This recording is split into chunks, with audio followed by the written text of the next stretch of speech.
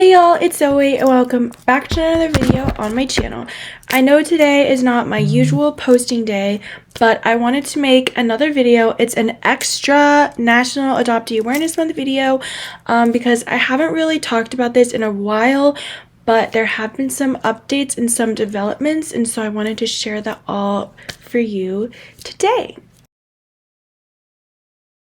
Alright, so a few NAMs back, I discussed why I wanted to search for my birth parents, processing my birth parents search, giving an update. I filmed a video in like May of 2021 or something about why the whole process started, how it was related to my hospitalization. And again, all these videos can be found way back on my channel, including why I was hospitalized, when I was hospitalized, things like that. And also, after I returned from Taiwan, which that whole story is on my channel as well, I talked about a recent situation with my sister, which is why I chose to come home early. So I'm not sure if this was in the video or not, but it is related to that video as well as all the other videos.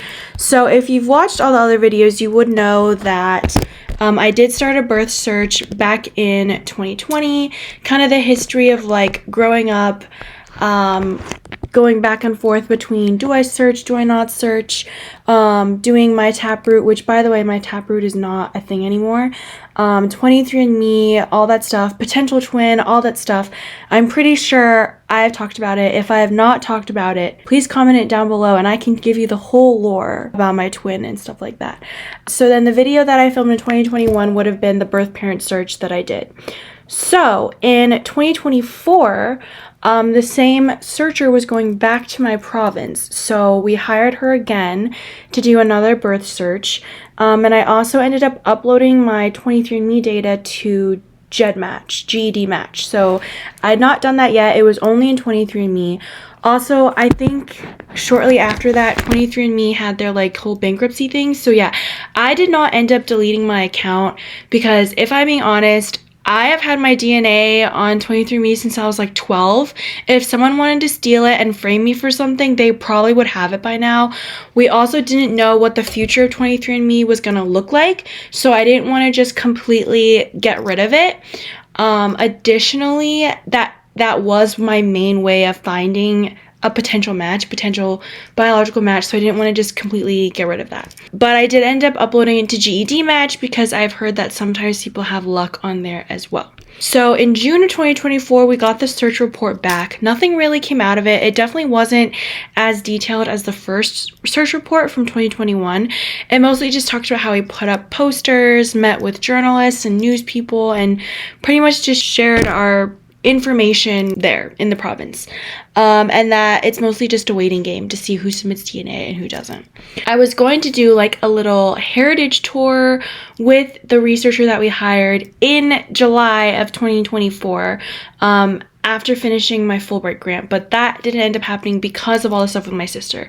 It wasn't necessarily gonna be like a birth parent search per se, but it was gonna be more of like a heritage tour, being able to go into the villages and actually see where I grew up because I've never really seen it.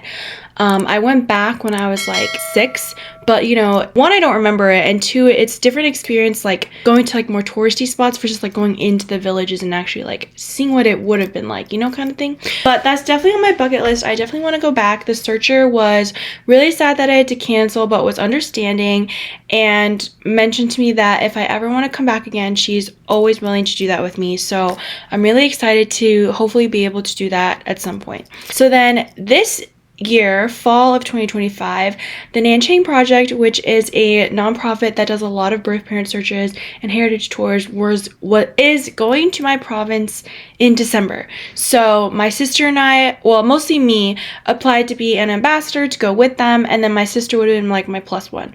So unfortunately, we did not get chosen because there were a ton of applicants and they only can take a certain number of people. But because of all of my sister's medical stuff going on, they wanted her to film a video, and that video has gotten really popular among Chinese media and this, that, and the other. So we are actually working on compiling a website that has all of our information so that people can be easily brought over to that and see all of our documents, our stories, things like that. Because my mom has been getting her inboxes flooded, and I just had the idea, I was like, maybe we should just make a website where people can just go there and find all the information they need. So we're not really sure what's going to come out of this video thing, but it's getting a lot of attention, which is pretty nice.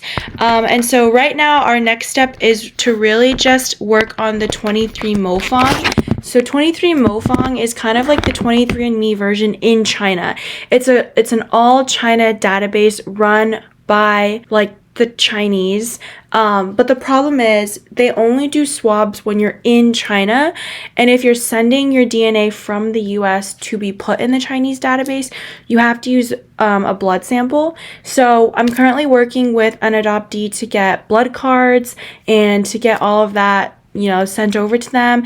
You also have to like have someone physically in China to be able to mail it to the database, because you can't mail it to them right away from the US. So that's kind of what I'm working on right now for me and for my sister.